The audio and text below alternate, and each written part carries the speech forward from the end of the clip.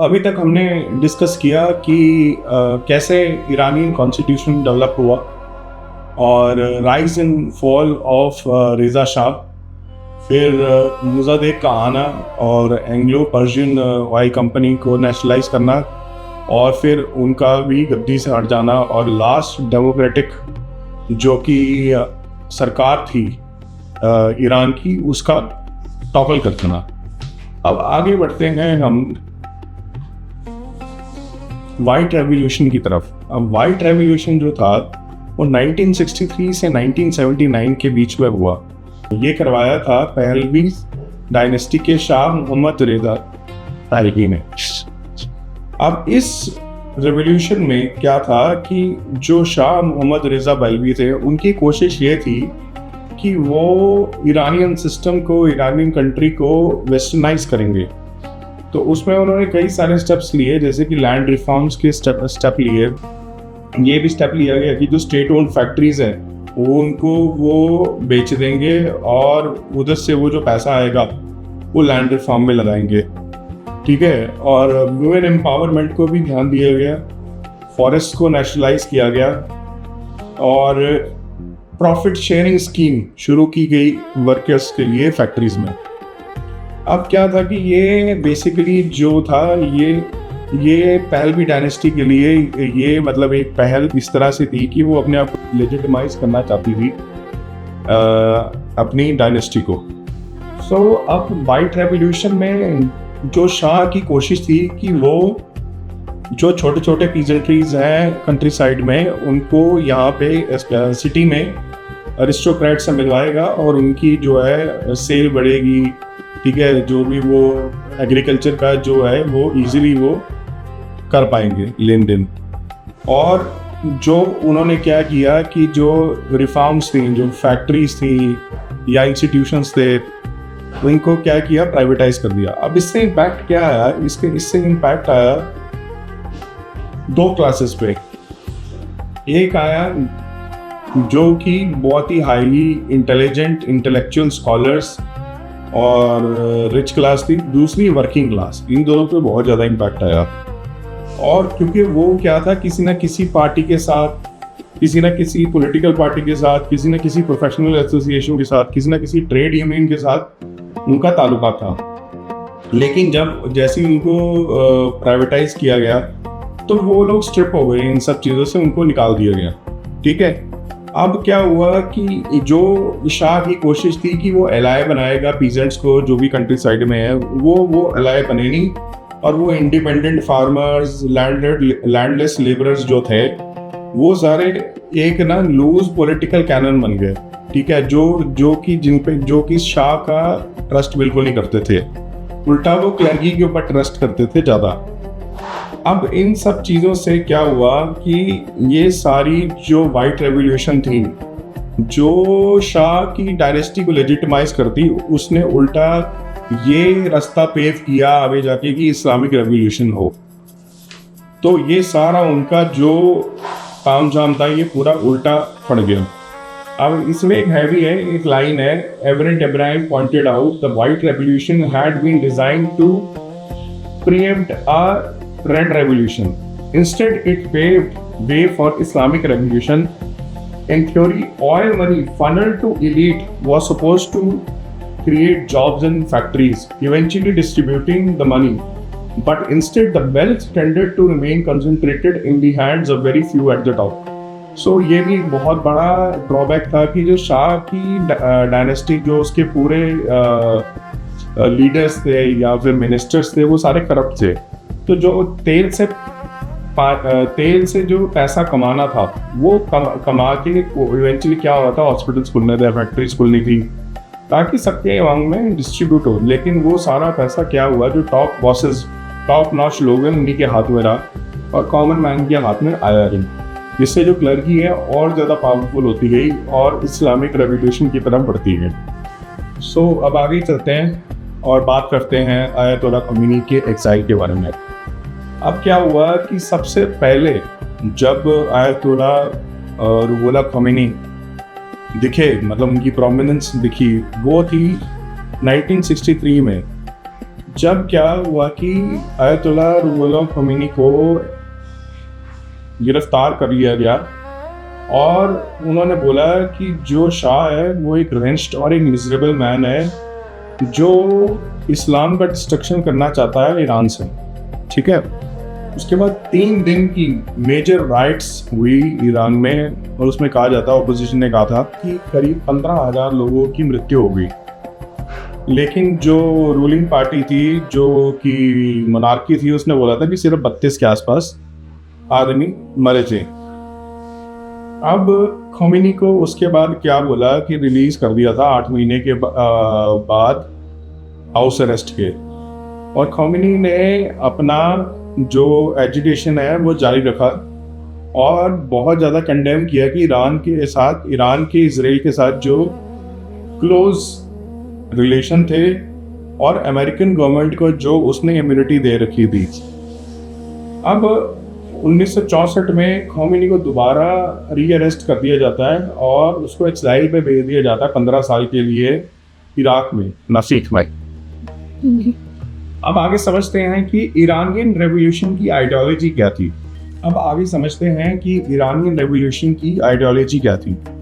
अब 1963 में जून में 5 जून को लोग तेहरान की स्ट्रीट्स पे उतर जाते हैं और खोमेनी की फोटो हाथ में ली होती है उन्होंने। अब इसमें क्या था कि जो ईरानियन रेवोल्यूशन था वो अभी अंकुरित हो रहा था, ठीक है, और उनकी मेन आइडियोलॉजी ये थी कि जो वेस्टर्नाइजेशन जो प्रोग्रेस है शाह की सेकुलर रेन में, वो हमारे देश से इस्लाम को ख़त्म कर देगी, ठीक है। और उसके बाद कुछ मैं आपको राइटिंग्स पढ़ के सुनाता हूँ। जलाल अहमद का आइडिया था घर बाजार देगी, दैट वेस्टर्न कल्चर जो है वो प्लेग है और इंटॉक्सिकेशन है, उसको एलिमिनेट करना पड़ेगा। फिर उस टाइम पे अली शरीयतीज़ की इस्लामिक वर्जन वो भी बहुत ज़्यादा पॉपुलर हुई राइटिंग्स, और उसमें लिखा था कि थर्ड वर्ल्ड को लिबरेट करना है कॉलोनियलिज्म से, नियो कॉलोनियलिज्म से और कैपिटलिज्म से, तो हमको शरिया का रास्ता अपनाना पड़ेगा। फिर मोटेजा मोताहारी ने शिया फेथ के ऊपर काफ़ी ज़्यादा बात कही और उसने लिसनर्स और रीडर्स और सपोर्टर्स को गैदर किया। लेकिन इसमें सबसे इम्पोर्टेंट जो था, खोमेनी ने बोला था कि जो है हमारे धर्म में, इस्लाम में लिखा है कि इनजस्टिस और टायरनी की अगेंस्ट पे हम लोग जिहाद करेंगे और शिया इस्लाम का ये पार्ट है। और उन्होंने बोला कि ना ही कम्युनिज्म ना ही कैपिटलिज्म, दोनों ही सही नहीं है हमारे देश के लिए, neither east nor west, only Islamic republic. ये उनका आइडियोलॉजी थी। और पब्लिक व्यू से दूर खोमेनी ने डेवलप किया विलायत ए फकीह। अब ये क्या था, गार्डियनशिप ऑफ ज्यूरिस्ट। इनकी गवर्नमेंट होनी चाहिए मुस्लिम में, जिनमें कि वो सुपरवाइज करेंगे और जो हमारी गवर्नमेंट चलाएंगे वो लीडिंग इस्लामिस्ट और ज्यूरिस्ट चलाएंगे, ठीक है। और ये जो रूल है इस्लाम प्रोटेक्ट करेगा और शरिया के हिसाब से चलेगा, और इसको करने से हमारी जो पॉवर्टी है, इनजस्टिस है, वो सारी खत्म हो जाएगी और मुस्लिम्स की लैंड पे जो नॉन बिलीवर मुस्लिम्स हैं, जो बाहर के फॉरेनर्स आ चुके हैं, वो छोड़ के चले जाएंगे। ये करना जरूरी है, ठीक है। अब क्या कहता था कि जो खोमेनी था वो एक बुक लिखी उसने, इस्लामिक गवर्नमेंट, और उसकी कैसेट्स बनाई, मॉस्क में सुनाना शुरू कर दिया और इसको आगे और फैलाया उसके स्टूडेंट्स ने, ठीक है, एक्स स्टूडेंट्स ने जो कि क्लेरिक्स थे वहां पे, बड़े बड़े मोटेजा मोताहारी, मोहम्मद बेहश्ती, मोहम्मद जावेद बहनोर, अकबर हशमी रफसंजनी एंड मोहम्मद मफते, और जो वहाँ के ट्रेडिशनल बिजनेसमैन थे, उन्होंने जो इस्लामिक गवर्नमेंट की जो बुक थी जो कि खोमेनी ने लिखी और ये सभी जगह पे इसका प्रोपेगेंडा किया, प्रीच किया, वो इन लोगों ने, इसके स्टूडेंट्स और एक्स स्टूडेंट्स ने उसको पॉपुलराइज किया इस बिलीफ को। तो ये पूरी आइडियोलॉजी थी ईरानियन रेवोल्यूशन की। अब जो ये सारी डेवलपमेंट्स हुई, इसमें जो खोमेनी था उसको एग्जाइल पे चला गया था वो, ठीक है, इराक में। और फिर इराक से वो एग्जाइल में गया फ्रांस, ठीक है। अब इस दौरान क्या होता है कि इवेंचुअली जो खोमेनी की प्रीचिंग्स है और उसकी रीडिंग्स है और जो उसने इस्लामिक गवर्नमेंट और इस्लामिक ज्यूरिस्ट के ऊपर बुक लिखी थी, वो बहुत ज़्यादा पॉपुलराइज हो जाती है इराक में, इराक से फिर ईरान में। तो इसलिए डिसाइड करते हैं जो शाह कि उसको भेज देते हैं हम लोग फ्रांस एग्जाइल पे, ताकि उसके जो सपोर्टर्स हैं इराक में वो इन्फ्लुएंस नहीं करेंगे। लेकिन उसका सारा उल्टा ही होता है। इनफैक्ट और ज़्यादा उसके जो सपोर्टर्स हैं वो उसकी कैसेट्स, उसके पैम्फलेट्स और बुक्स इराक में सेल करते हैं और ईरान में भी सेल करते हैं। सो अब इससे बहुत ज़्यादा इम्पैक्ट आ जाता है शाह गवर्नमेंट के ऊपर, शाह डायनेस्टी पे, और खोमेनी की बहुत ज़्यादा सपोर्ट फॉलोइंग बढ़ जाती है। फिर एक दिन आता है 16 जनवरी 1979, शाह और उसकी वाइफ शाह बानो फराह एग्जाइल पे चले जाते हैं और वो जाते हैं फ्रांस। अब इसमें क्या कहते हैं कि कई सारी जो वहाँ की लोकल न्यूज़पेपर थी, ठीक है, उस पर ये छपता है द शाह इज़ गॉन, ठीक है, खयान है, फिर एटेलाइट है, ये सब में ये छपता है। अब शाह लेकिन क्या करते हैं, अपने डिपार्चर को थोड़ा डिले करते रहते हैं, क्योंकि उनका एक प्राइम मिनिस्टर होता है बख्तियार, ठीक है। वो चाहते हैं कि शाहपुर बख्तियार उनका प्राइम मिनिस्टर बने और वहाँ पे पूरा इस्टेब्लिश हो जाए। अब इसी बीच में अमेरिकन जनरल रॉबर्ट हुइसर जो है, वो डेप्यूटी कमांडर होते हैं यूएस यूरोपियन कमांड के, वो आते हैं। अब वो क्या करते हैं, वो बोलते हैं कि जो बख्तियार की ट्रांजिशनल गवर्नमेंट है उसको सपोर्ट करने आते हैं ताकि वो खड़ा हो पाए। और वो बख्तियार की ट्रांजिशनल गवर्नमेंट कैसे सपोर्ट होगी, वो चाहते थे कि जो वहाँ की मिलिट्री है और जो क्लर्की है वो दोनों सपोर्ट करें बख्तियार की ट्रांजिशनल गवर्नमेंट को, जो रॉबर्ट ह्यूसर थे। लेकिन जो वहाँ पे एक एम्बेसडर थे ब्रिटिश, एक एम्बेसडर थे सलिवन। अब सलिवन इससे जो है ना एग्री नहीं करते। लेकिन इवेंचुअली क्या होता है कि जो रॉबर्ट ह्यूसर थे वो सलिवन की बात को नहीं मानते और मिलिट्री और खोमेनी की जो कम्युनिस्ट जो वहाँ पे थे उनकी सपोर्ट दिलवा देते हैं शाहपुर बख्तियार को, और शाहपुर बख्तियार बन जाते हैं प्राइम मिनिस्टर। अब बख्तियार जी के प्राइम मिनिस्टर बनने के बाद शाह फैमिली थी वो एग्जाइल में चले जाती है इजिप्ट में हमेशा के लिए। और वहाँ पे फिर क्या होता है कि जो बख्तियार था, जो शाहपुर बख्तियार था, वो अपनी गवर्नमेंट खड़ी करता है, ठीक है, और क्या करता है कि आयतुल्लाह खोमेनी को इनवाइट करता है ईरान के अंदर। अब आयतुल्लाह खोमेनी जो था फिर वो 1979 में फ्रांस से वापस आता है, और जो बख्तियार गवर्नमेंट का ये व्यू पॉइंट होता है कि जो आयतुल्लाह खोमेनी है, रुहुल्लाह खोमेनी है, वो एक मतलब Vatican like city, Vatican like holy state बनाए कोम में जाके। कोम एक जगह है ईरान के अंदर, और वहाँ पे वो बढ़िया से करके हमारा जो रिलीजन है शिया कम्युनिटी का उसको फैलाए। और जब कहते हैं कि जब आयतुल्लाह खोमेनी आया फ्रांस से, तो इतना ज़्यादा वहाँ पे उसको वेलकम करने के लिए तेहरान एयरपोर्ट पे लोग आए कि कोई जगह ही नहीं थी, ठीक है। और उसके रास्ते भर में भी पूरा वो भरा पड़ा था लोगों से, और लोग स्लोगन्स लगा रहे थे, पीस अपॉन यू आयतुल्लाह, ठीक है, आयतुल्लाह फॉर नेक्स्ट किंग। तो इस तरह की चीज़ें भी आ रही थी। तो फिर इवेंचुअली जो है आयतुल्लाह खोमेनी आ जाते हैं ईरान। ठीक, अब ईरान में आते ही वो सबसे पहले कहते हैं कि वो बख्तियार की गवर्नमेंट को सपोर्ट नहीं करते और वो आके प्रोविजनल गवर्नमेंट खड़ी करते हैं। एक रेफा स्कूल के अंदर वो रह रहे होते हैं सदर्न तेहरान में, वहाँ पे आके प्रोविजनल गवर्नमेंट में खड़ी करते हैं और उसके जो लीडर, उसके प्राइम मिनिस्टर बना देते हैं मेहदी बजारगन को।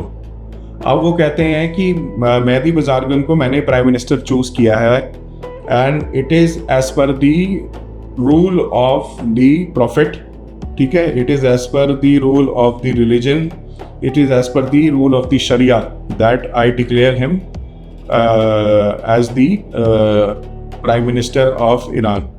बजारगन, Mehdi Bazargan as the prime minister of Iran. और it will not be a normal government, it will be as per the government as per the Sharia law। ठीक है, और anybody opposing Bazargan will be opposing Sharia, imposing Islam and opposing the Prophet। तो वो इस तरह से कहते हैं कि ये जो है, जो हमारा मेहदी बजारगन है वो इलेजिटिमेट लीडर रहेगा। लेकिन जो बख्तियार होता है, ठीक है, शाहपुर बख्तियार, उसको बहुत गुस्सा आता है और वो एक स्पीच जारी करता है कि ऐसा मैं बिल्कुल इंटॉलरेट नहीं करूँगा कि जो खमीनी ने बोला है, and he is the legitimate leader of Iran और वो ऐसा कुछ भी नहीं होने देगा कि दो गवर्नमेंट यहाँ पे बने। और वो ऑर्डर करता है कि जो क्लर्की है और जो खमीनी है वो कोम में जाए और वहाँ पे दीवारें खड़ी करें और वेटिकन जैसे सिटी बनाएं और वहाँ पे रहें। लेकिन ये ऐसा होता नहीं है, तो बैटल छिड़ जाती है मोनार्की के बीच में और क्लर्की के बीच में। ठीक है, और आयतुल्लाह खमीनी के सपोर्टर उतर आते हैं ज़मीन पे। अब इस दौरान क्या होता है, मिलिट्री जो होती है पूरी क्रश्ड हो जाती है, उनको समझ ही नहीं आता किसको सपोर्ट करना है, कि बख्तियार को सपोर्ट करना है कि खमीनी को सपोर्ट करना है। तो वो इसमें पार्ट नहीं लेते हैं। ठीक है, उनके जो सिटी मार्शल लॉ के कमांडर थे जनरल मेहदी रहीमी, वो भी पीछे हट जाते हैं। वो कहते हैं कि मैं अपने जो लॉयल गार्ड्स हैं 30,000 उनको नहीं, इस जो रिबेलियंस हैं उनके अगेंस्ट पे नहीं यूज़ करूँगा, क्योंकि ये और ज़्यादा सिविलियन कैजुअलिटीज़ करेगा और वो और ब्लडशेड नहीं चाहते। तो इससे क्या हो जाता है, पूरी जो खमीनी के सपोर्टर्स हैं उनको शय मिल जाती है और वो पूरे सभी जो वहाँ पे जितनी भी बिल्डिंग्स हैं, गवर्नमेंट ऑफिसेज हैं, उन पे कब्जा कर लेते हैं। ठीक है, और उस कब्जे के बाद आयतुल्लाह खमीनी बनते हैं वहाँ के सुप्रीम लीडर। ठीक है, और मेहदी बजारगन बनते हैं वहाँ के प्राइम मिनिस्टर। और तब से आयतुल्लाह खमीनी अपनी जो अपनी आइडियोलॉजी शरिया लॉ के विद रिस्पेक्ट टू ईरान को चला रहे हैं। उनके बाद आते हैं अभी के प्रोमिनेंट लीडर जो ही आयतुल्लाह अली खमीनी, जिनके लीडरशिप के अंदर अभी प्रोटेस्ट चल रहे हैं। तो ये एक ओवरऑल मैंने संक्षिप्त में हिस्ट्री बताने की कोशिश की है कि कैसे खमीनी क्लर्की जो वहाँ का था, जो पूरा क्लर्की है, जो शरिया लॉ को फॉलो करने वाले रिलीजियस लीडर हैं, कैसे वो पावर में आए, कैसे उन्होंने शाह फैमिली को गिराया, शाह डायनेस्टी को गिराया और आज वो राज कर रहे हैं। लेकिन अब दोबारा हिस्ट्री ने पन्ने पलटे हैं और दोबारा से ये सारे इशू आ रहे हैं। सो आगे मैं अपनी वीडियोस में और भी इस बारे में बताऊंगा। ये पूरे वाक़यात को हम बड़े डिटेल में डिस्कस करेंगे। Please I would request to like, subscribe and share my channel. तब तक के लिए जय हिंद, जय भारत।